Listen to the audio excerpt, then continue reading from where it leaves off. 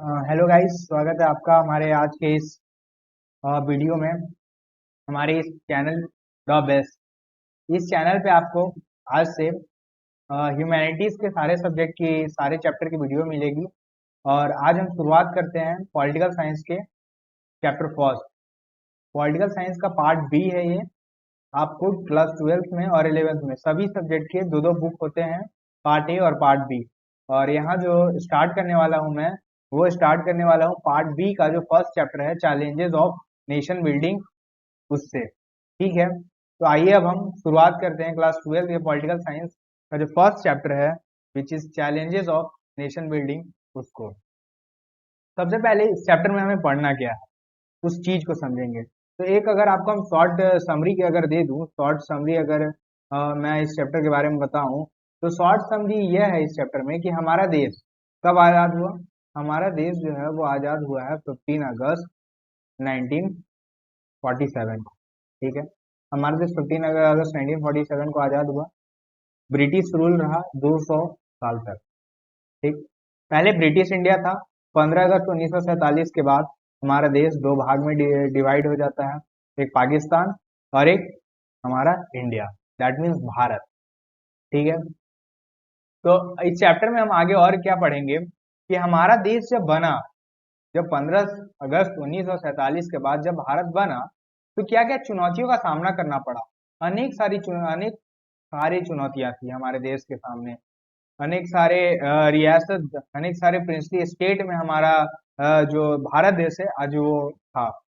अभी हम देखते हैं कि हमारे देश में 28 राज्य हैं और 9 यूटी हैं।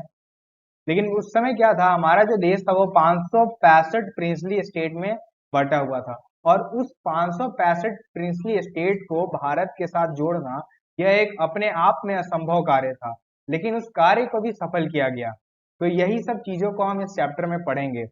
सबसे पहले हम नेक्स्ट स्लाइड में ये देखेंगे कि इस चैप्टर के अंदर हमें क्या क्या पढ़ना है। ठीक है, तो आइए, सबसे पहला जो टॉपिक है इस चैप्टर में वो है आपका challenges of nation, challenges for the new nation. क्या है आपका? Challenges for the new nation, जो कि सबसे पहला टॉपिक है इस चैप्टर में पढ़ने के लिए। ये जो challenges for the new nation है, इसमें आपको पढ़ना क्या है? इसमें आपको बेसिकली 3 चैलेंजेस पढ़ने हैं।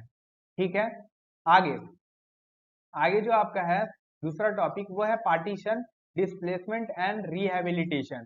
ठीक है, इसमें इसमें आपको क्या पढ़ना है? इसमें आपको यह पढ़ना है कि जब हमारा देश बंटवारा हुआ, हमारे देश का जब बंटवारा हुआ, तो उसमें दो चीज हुए। पहले तो लोग विस्थापित हुए, दैट मीन्स कि डिस्प्लेस हुए। इंडिया से बहुत लोग पाकिस्तान में गए और पाकिस्तान से बहुत लोग इंडिया में आए। अब जो लोग आए उनको एक अच्छा व्यवस्था देना, उनको अच्छा से रहना। तो कैसे उन्हारा उनका पुनर्वास हुआ, चीज को भी हम इस चैप्टर में पढ़ेंगे, जो कि हमारा सेकेंड टॉपिक है। ठीक है, आगे आपका थर्ड टॉपिक। थर्ड टॉपिक क्या है आपका? थर्ड टॉपिक है integration of princely state. Princely state क्या थे कि हमारा जो स्टेट था ना वो 565, जैसा कि मैंने आपको बताया कि 565 प्रिंसली स्टेट में बटा हुआ था। ठीक, और 565 प्रिंसली स्टेट में बटा हुआ था, उसमें से जो प्रत्येक स्टेट था उसका हेड कौन था? प्रिंस था या फिर किंग। उसके राजा कौन थे? प्रिंस थे। तो उसी चीज को बताया गया है कि कैसे उतने उतने जो प्रिंसली स्टेट थे उसको कैसे भारत की यूनियन में जोड़ा गया, कैसे इंडियन यूनियन में जोड़ा गया उस चीज को। इसमें हम दो स्टेट के बारे में पढ़ेंगे। एक स्टेट आपका बुक में जो दिया है वो है मणिपुर, एक आपका मणिपुर के बारे में पढ़ेंगे, और एक आपका जो हम पढ़ेंगे वो है आपका हैदराबाद। ठीक है, ये दो स्टेट के बारे में पढ़ेंगे। और फोर्थ जो आपका टॉपिक है वो है रीऑर्गेनाइजेशन। क्या है? रीऑर्गेनाइजेशन, दैट मीन्स कि जब इंटीग्रेशन हो जाता है उसके द्वारा बहुत सारे स्टेटों में मांग उठती है। सबसे पहले जो हमारा राज्य बना था ना, वो बना था आपका आंध्र प्रदेश।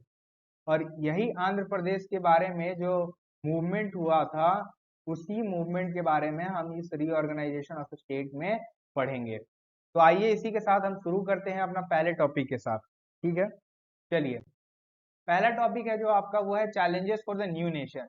नए नेशन के लिए क्या क्या चैलेंजेस थे? तो अगर आप बुक खोलेंगे तो बुक का सबसे फर्स्ट में हेडिंग दिया हुआ है कि 14-15 अगस्त के रात को जब भारत को आज़ादी मिली। कब आज़ादी मिली? दैट मीन्स हमें आज़ादी मिली थी 15 अगस्त 1947, इसी दिन हमें आज़ादी मिली थी। और जब हमें आजादी मिली उस समय जवाहरलाल नेहरू जी, जो कौन थे, जवाहरलाल नेहरू जी जो थे वो हमारे स्वतंत्र भारत के प्रथम प्रधानमंत्री थे। ये तो सबको पता है, हम बच्चा से पढ़ते आ रहे हैं केजी से कि बाबू who is the first prime minister of India. तो उन्होंने क्या किया, एक बहुत ही फेमस स्पीच दिया अपना, और उस स्पीच का क्या नाम था, उस स्पीच का नाम था आपका ट्रेस्ड विथ डेस्टिनी। ये जो आपका है ना, कौन सा स्पीच था, ये बहुत इंपॉर्टेंट है, इसको आप मार्क करके रख लेंगे, ठीक ना। जो जो इंपॉर्टेंट आपका अगर एक नंबर का क्वेश्चन बनेगा वो मैं आपको सब वीडियो में बता दूंगा कि कौन कौन सा वीडियो बने, कौन कौन सा इंपॉर्टेंट क्वेश्चन है, एक मार्क वो आप टिक लगा के रख लोगे, क्योंकि आपको एग्जाम में वो काम देगा, ठीक है। तो ये इंपॉर्टेंट क्वेश्चन है, ये क्वेश्चन पूछा जा सकता है कि जवाहरलाल नेहरू जी ने आजादी के बाद अपना सबसे फेमस स्पीच कौन दिया था, तो वो स्पीच का नाम आपका ट्रस्ट विद। अब देखिए, जब बात आजादी की आती है तो आजादी के बाद हमारे देश में चैलेंजेस थे, बहुत सारी चुनौतियां थी, लेकिन उस चुनौतियां होने के बावजूद सभी लोग दो चीज पे एग्री करते थे।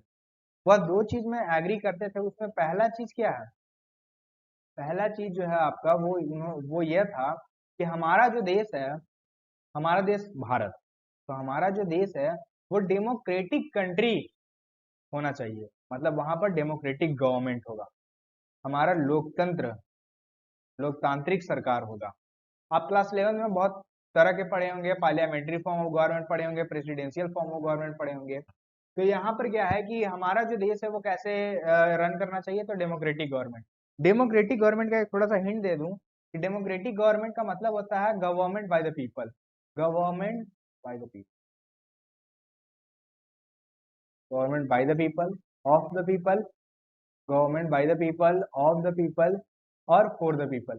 ये डिफिनेशन है, बहुत फेमस डिफिनेशन है डेमोक्रेसी का, पता है किसके द्वारा दिया गया था, अब्राहम लिंकन के द्वारा, ठीक है।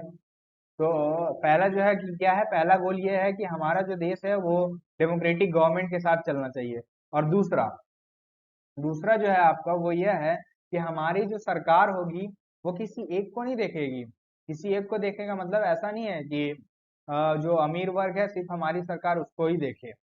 अच्छा, अगर मान लीजिए कि हमारे देश के पीएम कौन है, प्रधानमंत्री मोदी जी हैं, अगर मोदी जी कह दें कि नहीं, हम पहले गुजरात के सीएम थे, हम खाली गुजरात का देखेंगे अब हाल चाल, गुजरात को डेवलप करने में लगेंगे, क्या ये सही है, क्या ये फेयर होगा, हमारे लिए नहीं होगा, क्योंकि he is the PM of the country. और यदि वो पीएम हैं तो उनको all over the state plus UT सबको उनको देखना होगा। तो और वो चाहे तो अमीर आदमी हो चाहे एक गरीब आदमी हो झुग्गी झोपड़ी में रहने वाला, सरकार जो है वो सभी के भलाई के लिए देखे, पार्टिकुलरली खास करके पुअर के लिए, और जो सोशली डिसएडवांटेज लोग हैं उनके लिए सरकार देखे, उनके बारे में चिंता करे, ठीक है। तो ये दो चीज इंपॉर्टेंट है। ये क्वेश्चन 2 नंबर में पूछा जा सकता है कि इम्पोर्टेंट कि इंडिपेंडेंस के बाद कौन से वैसे दो गोल थे क्योंकि जिस पे एग्री किए, तो पहला डेमोक्रेटिक गवर्नमेंट होना चाहिए और दूसरा क्या होना चाहिए कि सरकार सभी को देख रेख करे। उसके बाद हमारा जो कंट्री है, हमारा कंट्री कौन, भारत, हमारा कंट्री कौन है, हमारा कंट्री है हमारा भारत, ठीक है। तो भारत बना, जन्म हुआ भारत का एक डिफिकल्ट सिचुएशन के साथ। डिफिकल्ट सिचुएशन इसलिए बोला गया है दोस्तों, क्योंकि देखिए डिफिकल्ट सिचुएशन इसलिए बोला क्योंकि उस समय बहुत सारे कंडीशन खराब थे हमारे देश के। एक तो पार्टीशन कोई नहीं चाहता था कि हमारे देश का बंटवारा हो, लेकिन जो मेन लीडर थे मुस्लिम लीग के वो थे मोहम्मद अली जिन्ना। कौन थे, जिन्ना साहब। जिन्ना साहब अपने जीत पे अड़ गए थे कि नहीं हमें सेपरेट कंट्री चाहिए और मुस्लिम मतलब चाहिए, ठीक। तो इसी के कारण देश का बंटवारा हुआ, फाइनली हमारा आज़ादी मिल जाता है। और जो ईयर है कौन सा ईयर, 1947 का, 1947 जो हमारा साल है वो unprecedented violence and trauma of displacement. इसका कहने का मतलब ये हुआ कि 1947 का जो साल था वो ऐसा साल था जहां पर इतना वायलेंस हुआ था कि आज तक उतना वायलेंस हमारे देश में कभी हुआ नहीं। और ट्रॉमा ऑफ डिस्प्लेसमेंट कहने का मतलब कि लोगों का विस्थापन भी एक एक एक्सट्रीम लेवल पे हुआ है, एक एक्सट्रीम लेवल पे लोगों का भी विस्थापन हुआ है। आइए नेक्स्ट स्लाइड देखते हैं। नेक्स्ट है आपका कि कौन कौन से 3 चैलेंजेस थे। पहला चैलेंजेस है आपका एकोमोडेशन ऑफ डाइवर्सिटी, पहला क्या है आपका एकोमोडेशन ऑफ डाइवर्सिटी, ये आपका पहला चैलेंज है, ठीक, अकोमोडेशन। दूसरा चैलेंजेस है आपका क्या, दूसरा चैलेंजेस है आपका टू इस्टेब्लिश डेमोक्रेसी, डेमोक्रेसी को इस्टेब्लिश करना। और तीसरा चैलेंज है कि डेवलपमेंट, जो सोसाइटी है उसमें डेवलपमेंट कैसे हो, लोगों का विकास कैसे हो, लोग कैसे विकास कर सकते हैं, इस चीज को 3 चैलेंजेस बताया गया है जो कि तुरंत इंडिपेंडेंस के बाद हमारे देश के सामने थी।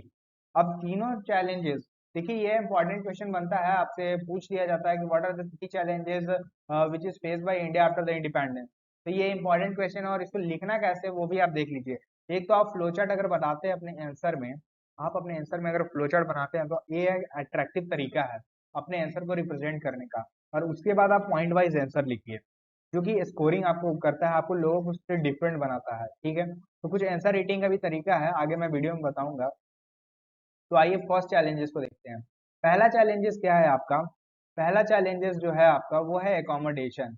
अकोमोडेशन, पहला चैलेंजेस क्या है? एकोमोडेशन, इसका डाइवर्सिटी का। दैट मीन्स कि हमारा देश क्या है? विविधताओं में एकता, हमारे देश की खासियत है द यूनिटी इन डाइवर्सिटी, विविधताओं में एकता।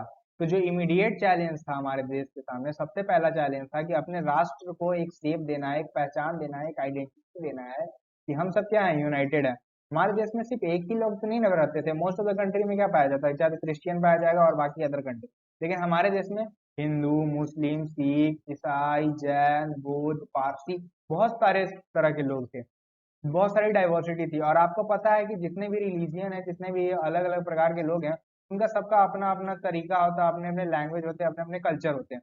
तो उस सब को एक यूनिटी के साथ रखना ये डिफिकल्ट होता है। तो ये सबसे पहला चैलेंज था हमारे देश के सामने कि कैसे जो भी ये जो डाइवर्सिटी है उसको कैसे एकजुट किया जाए। उस समय देखा जाए तो यह वाइडली बिलीव किया जाता था, इट वॉज वाइडली बिलीव कि ये बहुत सारे लोग ये मानते थे ना कि इंडिया, भाई मजाक उड़ाते थे इंडिया का, ऐसे कहते थे अरे इसमें तो इतना डाइवर्सिटी है, कैसे लोग इतना साल कैसे लोग रह पाएंगे एक साथ, यहाँ कभी ऐसा होगा ही नहीं।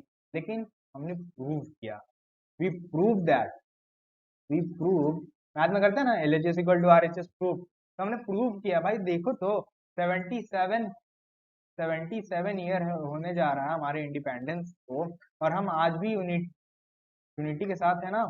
हम आज भी क्या है, हम आज भी यूनाइट हैं, एक दूसरे से जुड़े हुए हैं। बात कभी भी अगर देश पे आती है तो हम एक साथ खड़े होते हैं। ठीक, आगे दूसरा चैलेंजेस देखते हैं। दूसरा चैलेंजेस आपका डेमोक्रेसी को एस्टेब्लिश करना। दूसरा चैलेंजेस क्या है देश के सामने? दूसरा चैलेंजेस था डेमोक्रेसी को एस्टेब्लिश करना, डेमोक्रेसी को बनाना। डेमोक्रेसी को बनाना एक बहुत ही महत्वपूर्ण कार्य था, इसलिए ना क्योंकि हमारा जो देश था वो कॉलोनियलिज्म से गुजरा था।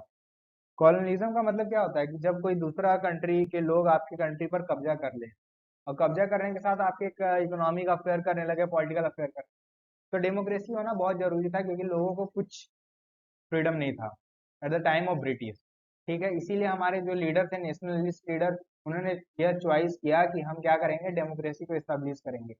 डेमोक्रेसी को एस्टेब्लिश करने की बात आई तो हमारा देश कब आजाद हुआ? 1947 में। 1949 में हमारा जो कॉन्स्टिट्यूशन था वो बना, और 1950 में क्या किया गया, उसको इनेक्ट कर लिया गया, पावर में लाया गया। ठीक है, इसीलिए 47 में हम अगस्त 15 को हम इंडिपेंडेंस डे मनाते हैं, और 1950 को हम क्या करते हैं, रिपब्लिक डे मनाते हैं। हमारा जो देश है भारत, उसने किस चीज को अडॉप्ट किया है? तो हमारा जो इंडिया है वो अडॉप्ट करता है रिप्रेजेंटेटिव डेमोक्रेसी को। इंडिया किस चीज को अडॉप्ट किया है? तो इंडिया अडॉप्ट किया है रिप्रेजेंटेटिव डेमोक्रेसी को, जो कि पार्लियामेंट्री फॉर्म ऑफ गवर्नमेंट पे है।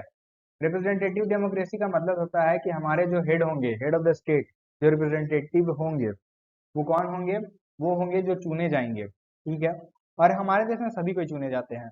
अगर आप सोचते होंगे, देखिए हम चुनते हैं किसको? हम चुनते हैं अपने लोकल एमएलए को, एमएलए को चुनते हैं ना, और एमपीज को चुनते हैं, ये लोगों के द्वारा चुने जाते हैं। एमपीज के किसको चुनते हैं? एमपीज चुनते हैं आपके प्रेसिडेंट को।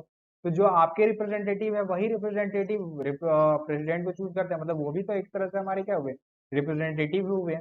तो यही रिप्रेजेंटेटिव डेमोक्रेसी हमारा देश जो है वो अपनाया हुआ है। एज अ रिजल्ट, इसके परिणाम स्वरूप हम यह क्या देखते हैं कि पॉलिटिकल कंपटीशन जो है वो क्या होता है, डेमोक्रेटिक फ्रेमवर्क में होता है। ऐसा नहीं है होता है हमारे देश में कि जिसका जो मन आया वो कोई, उसके अंदर भी कॉन्स्टिट्यूशन है, वो कॉन्स्टिट्यूशन के अंदर में रह के काम करेगा। एक बहुत इंपॉर्टेंट लाइन लिखा हुआ है जो कि आपको गौर करना चाहिए, देखिए ये, अगर आप ये लिख रहे हैं ये पॉइंट, तो ये पॉइंट को लेना मत भूलिएगा क्योंकि ये बहुत महत्वपूर्ण पॉइंट है। पॉइंट क्या है आपका? और डेमोक्रेटिक कॉन्स्टिट्यूशन इज नेसेसरी। एक डेमोक्रेटिक कॉन्स्टिट्यूशन नेसेसरी है। क्या है? नेसेसरी है। जरूरी है, होना चाहिए, संविधान होना चाहिए, लेकिन सफिशियंट नहीं है एस्टेब्लिश करने के लिए डेमोक्रेसी। इसका गहरा मीनिंग होता है ना कि आप बहुत अच्छे से सुबह एकदम अपना रूटीन रूटीन बनाया उनाया तैयार कर लिए कि हाँ भाई कल से मेरे को पढ़ना है, हमको एकदम अच्छे से पढ़ना है, लेकिन जब बात आती है ऑन ग्राउंड रियलिटी को, आप सुबह फिर वही कुड़ियापनी दिखाने लगते हैं, अरे यार छोड़ो अब क्या। तो वैसे ही सिर्फ बना देने से नहीं होता है काम, कि हाँ हम कॉन्स्टिट्यूशन बना दिए, हाँ बहुत अच्छा उसमें मोरल वैल्यूज दे दिए कि ऐसा ऐसा होना चाहिए, एकदम सुबह उठेंगे ये करेंगे, एकदम मोरल वैल्यूज लिख दिए, लेकिन जब बात ऑन ग्राउंड रियलिटी की आती है तो कुछ नहीं, ठीक है। तो वही चीज बताया गया है कि डेमोक्रेटिक कॉन्स्टिट्यूशन होना चाहिए, लेकिन उसको ऑन ग्राउंड रियलिटी भी तो आप दिखाओ, जो कि आपका नेक्स्ट लाइन में शो किया है क्या, कि the challenges was to develop democratic practices. आप इसको ऑन ग्राउंड रियलिटी दिखाओ, और ये भी तो एक चैलेंजेस है कि ऑन ग्राउंड रियलिटी आपको शो होना चाहिए कि हाँ भाई डेमोक्रेसी है तो डेमोक्रेसी दिख रहा है ऐसा नहीं है ये। लेकिन रियलिटी अब क्या देखते हैं आप, रियलिटी तो ये देखते हैं हम लोग कि भेदभाव अभी भी हो रहा है, अभी भी लोगों को बहुत सारा आज़ादी नहीं है, बढ़िया से बोल नहीं सकते हैं। तो वो सब तो लोगों को ऑन ग्राउंड आना चाहिए, तो होना चाहिए कि भाई हमको अगर फ्रीडम है तो फ्रीडम शो करेंगे हम। ठीक है, आगे अब देखते हैं थर्ड चैलेंज। थर्ड चैलेंज क्या है हमारा, थर्ड चैलेंज है जो आपका वो है इंश्योर द डेवलपमेंट। डेवलपमेंट को इंश्योर करेंगे सभी के लिए, ऐसा नहीं हो कि खाली मोदी जी अंबानी को सपोर्ट करेंगे, अडानी को सपोर्ट करेंगे, और हम जैसे लोकल आदमी के लिए कोई व्यवस्था नहीं है, कोई आपके लिए कोई स्कीम नहीं है, ऐसा नहीं है, सबके लिए इक्वल, इक्वालिटी। तो थर्ड चैलेंज यही बोलता है कि इंश्योर द डेवलपमेंट, डेवलपमेंट को इंश्योर करेंगे with the entire section, entire society, पूरे सोसाइटी की बात होगी, कोई एक सेक्शन की बात नहीं होगी। ठीक है, यही हमारा क्या है, थर्ड चैलेंज है। फिर जो कॉन्स्टिट्यूशन जो है वो क्या करती है, प्रिंसिपल ऑफ इक्वालिटी, अभी मैंने इक्वालिटी की बात की आपके सामने, और वही देखिए कॉन्स्टिट्यूशन जो है वो क्लियरली लेट डाउन किया है, क्या लेट डाउन किया है, इक्वालिटी के प्रिंसिपल को स्पेशल प्रोटेक्शन दिया जाना चाहिए, किसको, दूसरे डिसएडवांटेज ग्रुप को। दूसरे डिसएडवांटेज ग्रुप अभी भी दिया जाता है ना, देखिए रिजर्वेशन क्यों आया, रिजर्वेशन उनके प्रोटेक्शन के लिए आया था, एससी एसटी के लिए, उनके साथ बहुत डिस्क्रिमिनेशन हुआ है, और जब हुआ है तो उनको तो स्पेशल प्रोटेक्शन देना चाहिए ना। तो वही स्पेशल प्रोटेक्शन के लिए क्या दिया गया है, एससी एसटी को हम लोग रिजर्वेशन दिए हैं, ठीक।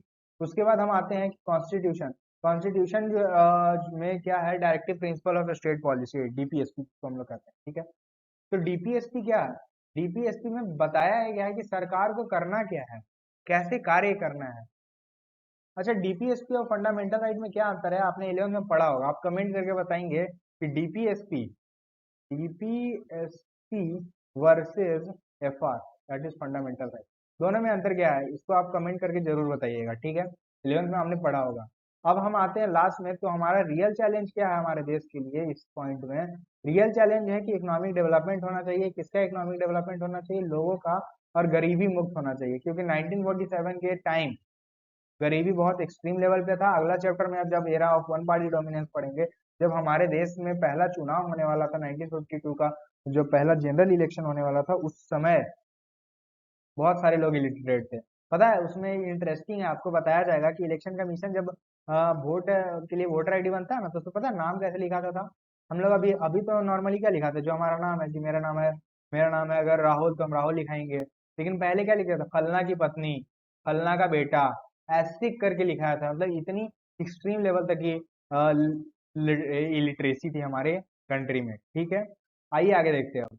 आगे है आपका पार्टीशन, जो कि आपका सेकंड टॉपिक है। सेकंड टॉपिक क्या है आपका, सेकंड टॉपिक है आपका पार्टीशन। क्या है, पार्टीशन, बंटवारा। क्या है, बंटवारा, किसका बंटवारा, दो भाई का, नहीं ना, बंटवारा किसका, बंटवारा हमारे देश का, that is British India, British India, ये हो गया आपका ब्रिटिश इंडिया, ठीक है, जिसको हम कहेंगे अंग्रेज भारत। अब ब्रिटिश इंडिया टूट गया, पाकिस्तान, और दूसरा हो गया इंडिया, ये हो गया। अब पाकिस्तान में भी दो, कौन कौन, वेस्ट पाकिस्तान, ईस्ट पाकिस्तान। अब ईस्ट पाकिस्तान फिर आपका किसमें चेंज हो जाता है, ईस्ट पाकिस्तान बन जाता है आपका बांग्लादेश, कब बनता है, 1971 में। ये भी सब बहुत इंटरेस्टिंग लगे आपको पढ़ने में, आप ऐसा नहीं बोरिंग लेके मत चलिएगा कि भाई पॉलिटिक्स बहुत बोरिंग है, अगर आर्ट्स ले लिए तो बोरिंग नहीं है, आपको पढ़ना है, इंटरेस्ट के साथ पढ़ना है, बोरिंग नहीं लगेगा आपको। अभी तो पता है पार्ट ए में आप आओगे ना, तो आपको कोल्ड वार पढ़ना है, कोल्ड वार में और इंटरेस्टिंग लगेगा आपको। ठीक है। तो आगे इसमें हम लोग पढ़ते हैं पार्टीशन। तो 14-15 अगस्त की रात को क्या होता है कि बंटवारा होता है। 14 अगस्त को कौन आजाद हुआ? 14 अगस्त को हमारा बगल वाला पड़ोसी, पड़ोसी कौन? पाकिस्तान आजाद होता है। दोनों का तो सेम ही ईयर सेम है, 1947। तो वही लिखा गया है कि ऑन 14-15 अगस्त नॉट वन, एक नहीं लेकिन दो राष्ट्र सामने आए थे। एक था हमारा प्यारा भारत और एक है हमारा Pakistan. This was the result. ये पार्टीशन का ही बंटवारा था, ब्रिटिश इंडिया को दो भाग में बांटा गया। ठीक है। तो अब इसको बहुत इंपॉर्टेंट है, ये मार्क कर लीजिएगा और अच्छे से लिख लीजिएगा। ये इंपॉर्टेंट क्वेश्चन है, आता ही आता है। टू नेशन थ्योरी, द्विराष्ट्र सिद्धांत, द्विराष्ट्र सिद्धांत। अब द्विराष्ट्र सिद्धांत में सबसे पहला पॉइंट क्या आएगा? सबसे पहला पॉइंट आएगा कि according to two nation theory, दो नेशन थ्योरी के हिसाब से, दो टू नेशन थ्योरी की जो है आपका, उसके हिसाब से क्या है कि इंडिया में एक नहीं जबकि दो प्रकार के लोग रहते हैं, एक हिंदू और मुस्लिम। ऐसा कहने वाले जो दो नेशन टू नेशन थ्योरी जो दिए हैं हमारे मुस्लिम लीग द्वारा दिया गया था, और जिसके लीडर कौन थे? हमारे मोहम्मद अली जिन्ना, उन्होंने ही निकाला था द्विराष्ट्र सिद्धांत। ठीक है।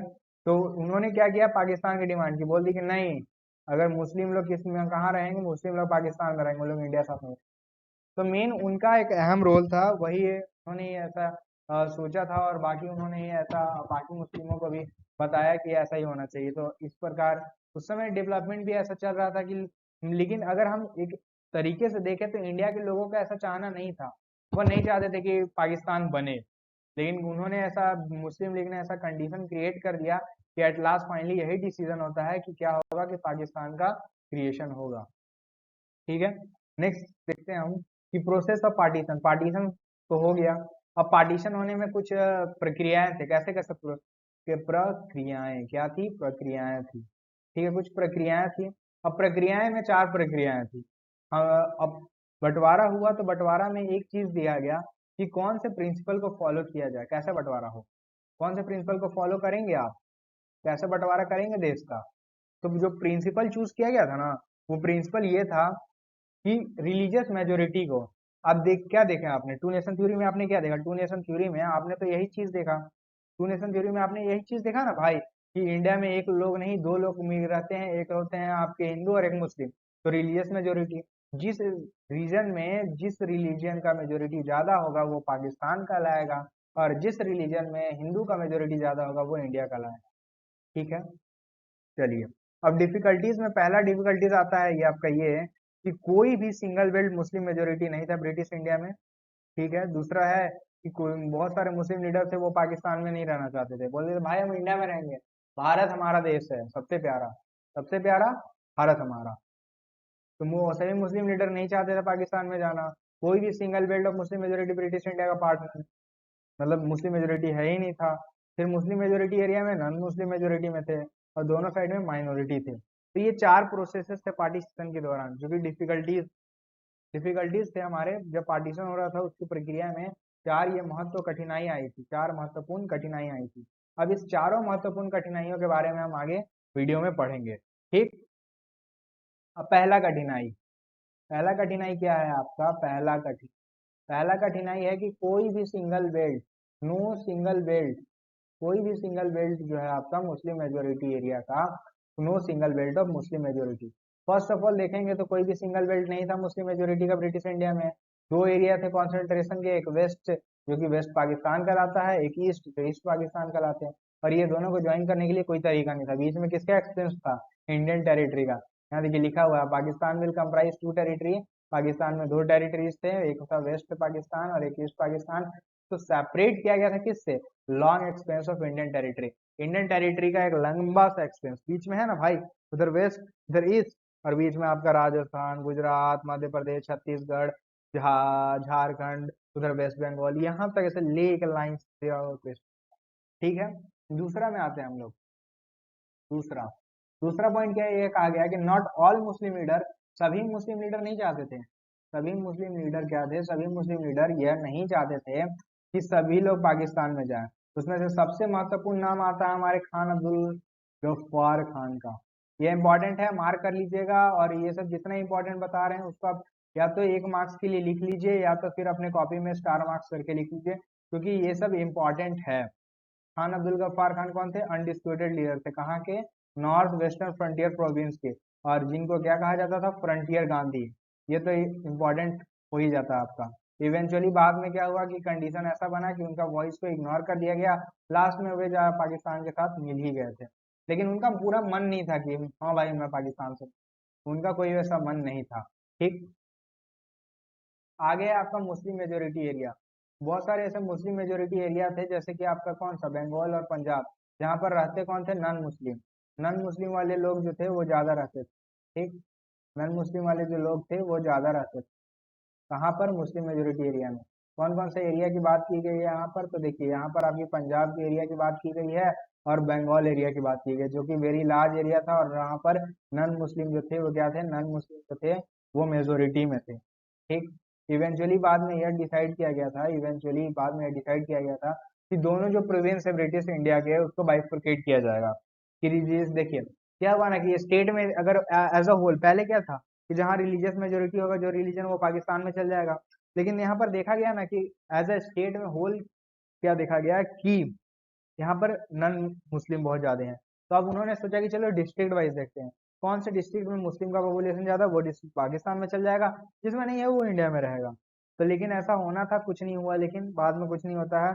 आज भी हम देखते हैं पंजाब हमारे साथ है, बंगाल भी हमारे साथ। वेस्ट बंगाल, ईस्ट बंगाल तो चल गया पाकिस्तान। अब बांग्लादेश।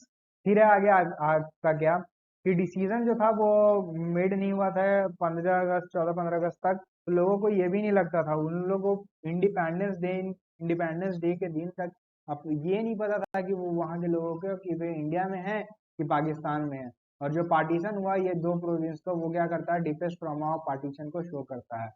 ठीक। आगे, आगे माइनॉरिटी ऑन बोथ साइड, दोनों साइड माइनॉरिटीज। अब माइनॉरिटीज तो होने चाहिए। अब कोई भी ऐसा स्टेट तो नहीं है जहाँ पर खून देखा जाए आपको कि हाँ भाई ये स्टेट में इसका पॉपुलेशन ज्यादा है, जहाँ है। ये तो माइनॉरिटी तो दोनों जगह होना ही है।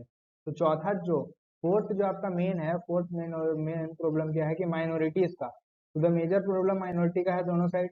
बहुत सारे लैक ऑफ हिंदूज और सिख जो है आपके इन द एरिया, वो कहाँ पर थे, पाकिस्तान में। और वही सेम मुस्लिम इंडिया में साइड में पंजाब में फंसे हुए थे, बंगाल में। मतलब कुछ हिंदू और सिख पाकिस्तान में फंसे हुए थे, कुछ मुस्लिम भाई लोग हमारे पंजाब और बंगाल में फंसे हुए थे। तो दोनों साइड में माइनॉरिटी जो थे वो इजी टारगेट हो रहे थे। मतलब उस समय एक्सट्रीम लेवल का दोनों के बीच में लड़ाई भी हुआ था, हमारे देश के बीच में हिंदू मुस्लिम में बहुत वायलेंस भी चला था। और इसको कोई हैंडल कर पर नहीं पा रहा था। Minority on both side were left with no option, उनके पास कोई ऑप्शन नहीं बचा था अपने घर छोड़ने के अलावा, क्योंकि पता ही नहीं चल रहा था ना कौन किसका है, कौन कहाँ का है। ठीक। आगे है कि बंटवारे का क्या परिणाम था, what is the consequences.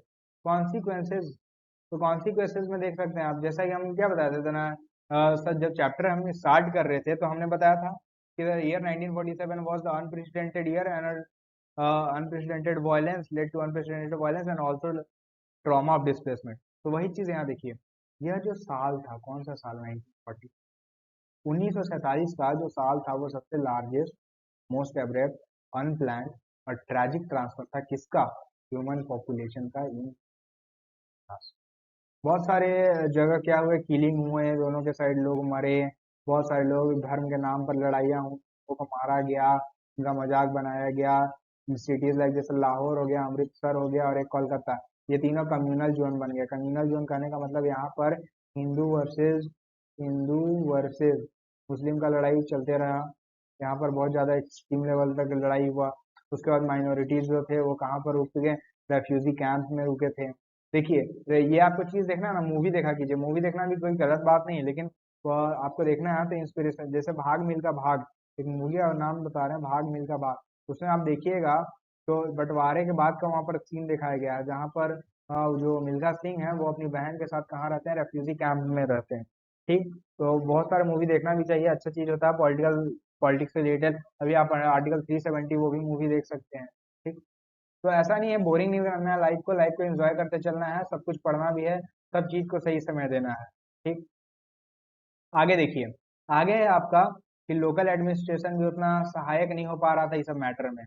Police भी उतना जवाबदेही नहीं थी, पुलिस भी कोई मदद नहीं कर पा रही थी। उस समय ऐसा कंडीशन था। ठीक। लोग एक एक बॉर्डर से दूसरे बॉर्डर पार करके क्या कर रहे थे, जा रहे थे। महिलाओं के ऊपर बहुत ज्यादा प्रभाव हुआ था, ये इंपॉर्टेंट है। महिलाओं के ऊपर पूछा जा सकता है पार्टीशन का क्या इफेक्ट है। देखिए, बहुत सारे वुमेन को दोनों साइड बॉर्डर पे अबडक्ट कर दिया गया, बहुत सारे वीमेंस को उनका धर्म बदल दिया गया, उसके बाद बहुत सारे को मार दिया गया, बहुत सारे फैमिली मेंबर, मतलब ऐसा कंडीशन आ गया था ना। सोचिए कि फैमिली मेंबर खुद ही अपने परिवार के वीमेंस को मार दे रही है, किस लिए? तो अपने घर की गरिमा को बचाने के लिए। फैमिली ऑनर, यहाँ देखिए, फैमिली ऑनर को बचाने के लिए। उस समय क्या था कि जितने भी बड़े बड़े परिवार थे उनके, और बड़े बड़े जो लोग थे, बड़े बड़े उनके परिवार के औरतों को क्या किया जा रहा था, बाहर उनका या तो किल्ड कर दिया जा रहा था, या तो उनके साथ कुछ गलत व्यवहार किया जाता था, जिससे बड़े बड़े जो फैमिलीज थे उनके घर की, अब तो स्त्री होती है वो घर की क्या होती है, सम्मान होती है, तो उनका सम्मान खो न जाए इसके चलते उन्होंने तो अपनी खुद से अब उस घर की वीमेन को ही किल्ड कर दिया। बहुत सारे बच्चे अपने पेरेंट्स से सेपरेट हो गए।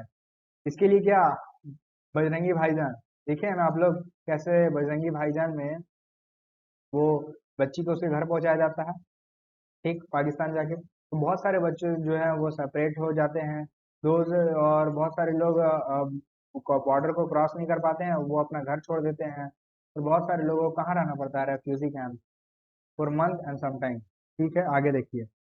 आगे है आपका कि इस चीज को दर्शाने के लिए बहुत सारे हमारे देश के राइटर हो गए, पोएट हो गए, उन्होंने अपने कहानी में बताया, अपने नॉवेल्स में बताया, शॉर्ट स्टोरी लिखी, पोयम लिखा, फिल्म लिखा, इसमें उन्होंने बताया है, उन्होंने अपने देश की बताया कि उस पार्टीशन के दौरान क्या क्या लोगों को सहना पड़ा था। और एक उन्होंने एक यूज किया है फ्रेज को, वो है division of heart. Division of heart, heart किसको कहा गया है? हर्ट कहा गया है आपके देश भारत, दैट मीन्स इंडिया को कहा गया। एक डिवीजन हुआ, किसका डिवीजन हुआ? एक डिवीजन हुआ हमारे हट। ठीक, आगे है कि अब ये बहुत इंटरेस्टिंग है। अच्छा, नॉर्मली जनरली आप देखते हैं कि बंटवारा होता है ना, दो भाई में बंटवारा होता है, होना नहीं चाहिए, लेकिन कंडीशन पता नहीं कुछ भी आ जाता, लेकिन बंटवारा होता कभी ना कभी। जिसके नहीं हुआ है वो अच्छा बात है, नहीं हो तो वही ठीक है, लेकिन हुआ है तो आपने क्या देखा होगा कि सब चीज दो भाग में बंटता है, चाहे वो कोई भी चीज हो, दो भाग में बटेगा। तो यहाँ भी पता है प्रॉपर्टीज ही नहीं, बाकी सब चीज देखिए, प्रॉपर्टीज ये सब तो बटा ही था, लेकिन और भी चीज, प्रॉपर्टीज, लाइबिलिटीज, एसेट, जितना भी था वो सब का बंटवारा होता है, पॉलिटिकल डिवीजन होता है, एडमिनिस्ट्रेटिव ऑपरेटर। उसके साथ साथ देखिए टेबल्स का बंटवारा हुआ कि भाई चार टेबल है, दो तू रख ले, दो मैं रख लूंगा। उसके बाद चेयर का बंटवारा हुआ, टाइपराइटर का बंटवारा हुआ, paper clip, books, musical instrument, police band के, ये सब का बंटवारा हुआ, एम्प्लॉय ऑफ द गवर्नमेंट, सरकार के एम्प्लॉय का बंटवारा हुआ, रेलवे का बंटवारा हुआ। अबाउट इट वॉज एक वॉयलेंट सेपरेशन हुआ कम्युनिटीज के बीच में। ठीक, ये एस्टिमेट किया जाता है कि 80 लाख लोग माइग्रेट हुए थे। कितना लोग? 80 लाख लोग माइग्रेट हुए थे न्यू बॉर्डर पे, और 5 से 10 लाख, कितने लोग, 5 to 10 लाख पीपल को किल्ड किया गया था पार्टीशन रिलेटेड वायलेंस। कितने को? 5 से 10 लाख। सोचिए क्या कंडीशन था। बियॉन्ड एडमिनिस्ट्रेटिव, अगर हम एडमिनिस्ट्रेटिव फाइनेंशियल स्ट्रेन को हटा दें तो कुछ अनदर डीप था। जैसे कि आप देख सकते हैं कि इंडियन नेशनल स्ट्रगल के जो लीडर थे, हम, मैंने तो आपको शुरू ही बता दिया कि इंडिया तो चाह भी नहीं करता था बंटवारा के लिए, तो वो बिलीव कहाँ से करेगा टू नेशन थ्योरी? ये सब करने वाला कराधारा किसका था? मुस्लिम लीग का। मुस्लिम लीग का सब कराधारा था। ठीक है, मुस्लिम लीग में मेन हमारे वही जिन्ना साहब से मेन इन्हीं का करा धरा था। मुस्लिम पॉपुलेशन इंडिया, इंडिया में जो मुस्लिम पॉपुलेशन थी वो कितना थी? 12%। मुस्लिम पॉपुलेशन इंडिया में 12% थी। टोटल पॉपुलेशन 1951 में, जितना पॉपुलेशन 1951 था उसका 12% पॉपुलेशन उसका था। फिर उसके बाद अलग प्रकार अलग रिलीजन के भी माइनॉरिटीज आते थे, सिख हो गए आपके, क्रिश्चियन हो गए, जैन हो गए, बुद्धिस्ट हो गए, पारसी, ये सब भी रहा करते थे। फिर पॉलिटिकल इंटरेस्ट के बिहाइंड, मतलब वो पॉलिटिकल इंटरेस्ट के चलते भी हमारे देश में लड़ाइयाँ हुई। Hindu in order to turn into, Hindu लोग चाहते थे कि हमारा देश जो है वो एक राष्ट्र बने। अभी भी हमारे देश में चाहते हैं बहुत सारे लोग कि हमारा देश क्या बने, एक हिंदू राष्ट्र बने। लेकिन अगर आप सभी धर्म की, जाति और संप्रदाय के लोग रह रहे हैं तो आपका सबका, आपका ये कर्तव्य है कि आप सबको क्या करें, सम्मान करें, क्योंकि आप तो किसी के साथ भेदभाव नहीं कर सकते हैं ना। और आपके साथ आप क्या करेंगे? इंडिया मस्ट ट्रीट पर्सन, और इंडिया जो है वो सभी धर्म या जाति के लोग को क्या करे, इक्वली ट्रीट करे। India should not be a country, India ऐसा कोई कंट्री नहीं होना चाहिए जो किसी एक धर्म, एक विश्वास, एक जाति को क्या करे, ज्यादा सुपीरियर स्टेटस दे। ठीक है, देखिए आज की ये जो वीडियो है उसमें मैं यही इतना ही बताना चाहूंगा। आगे जो नेक्स्ट पार्ट आएगा उसमें मैं आगे का कंप्लीट करूंगा। ठीक है, कमेंट करके आप ये जरूर बताइएगा क्योंकि मेरा तो आज फर्स्ट क्लास था, फर्स्ट मैं ऑनलाइन पढ़ा रहा हूँ, कि आपको यह चैप्टर कैसा लगा, मतलब अभी तक आपने जो पढ़ा आपको समझ आया कि नहीं, और आपको कैसा लगा, तो कमेंट करके बताइएगा। और यदि अच्छा लगा तो लाइक जरूर कीजिएगा, और ट्राई कीजिएगा कि ज़्यादा से ज़्यादा लोगों को शेयर करें, और चैनल को सब्सक्राइब करिएगा। आशा है आपको समझ आया होगा। तो इसी के साथ पार्ट ए में आज इतना ही। Thank you to all. तो हमारे जो द बेस्ट चैनल है उसके साथ आप जुड़े रहें, और कमेंट करके जरूर बताएंगे कि कैसा लगा आपको। बाकी पार्ट जो 2 आएगा उसमें आपको पूरा चैप्टर मिल जाएगा। मैं पार्ट ए मतलब एक ही बार में पूरा चैप्टर इसलिए कंप्लीट नहीं किया क्योंकि शायद आपको ज़्यादा लेंदी ना हो जाए, और लेंदी के साथ साथ आपको ज़्यादा बोरिंग ना लगने लगे। इसीलिए मैंने सोचा कि अगर अभी तो आप शुरुआत कर रहे हो, क्योंकि अभी आप 12th में गए होगे, तो आप 12th में गए तो अभी शुरुआत है, तो आप आराम आराम से पढ़ो, थोड़ा थोड़ा करके। ऐसा नहीं हो कि आप एकदम प्रेशर ले लो कि हाँ 12th में, आप आराम आराम से ही पढ़ोगे, समझ समझ के ही पढ़ोगे, तो आपके अच्छे मार्क्स आ जाएंगे। ठीक। और टारगेट अपना फिक्स कर लो कि कितना। और बाकी मैं जो बता रहा हूँ कि कौन कौन से आपके इम्पोर्टेंट है, कौन कौन से 1 मार्क्स क्वेश्चन आ सकते हैं, वो सब आप जरूर हाईलाइट करें, और कैसे आंसर को अच्छा लिख सकते हैं ये सब भी मैं आपको अगले वीडियो में और आगे बताता रहूंगा। तो ठीक है, थैंक यू, पढ़ते रहिए।